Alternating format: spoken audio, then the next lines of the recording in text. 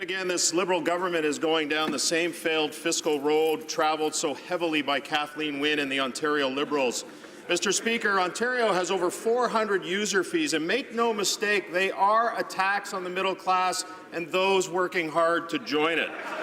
We know the Liberals have never met a tax or user fee they didn't like, so Mr. Speaker, since the federal Liberals are following the same disastrous playbook as Ontario with out-of-control spending and massive deficits, what user fees are these Liberals planning to raise on hardworking taxpayers? The Honourable President of the Treasury Board. Mr. Speaker, businesses, citizens, all Canadians benefit from government services.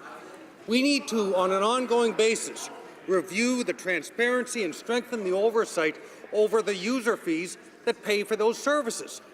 And we need to make sure that all people and all organizations which benefit from those services pay a fair share. That includes big businesses. And it's important that middle-class Canadians and those working hard to join the middle class aren't footing the bill disproportionately for those services. And we will treat all Canadians fairly.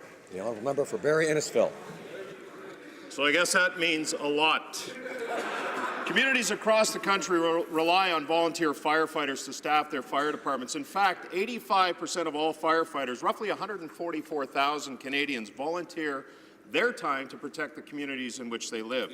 That's why Conservatives created the Volunteer Firefighter Tax Credit. It helps attract volunteer firefighters and gives an incentive to Canadians who want to help in their communities. The Finance Minister has promised that all tax credits are on the table. Will the Minister promise that he won't cancel the Volunteer Firefighter Tax Credit? The Honourable Minister of Finance. I'm pleased to say that we will continue on our path to help Canadians, to help middle-class Canadians, to help people with real measures that will make a difference.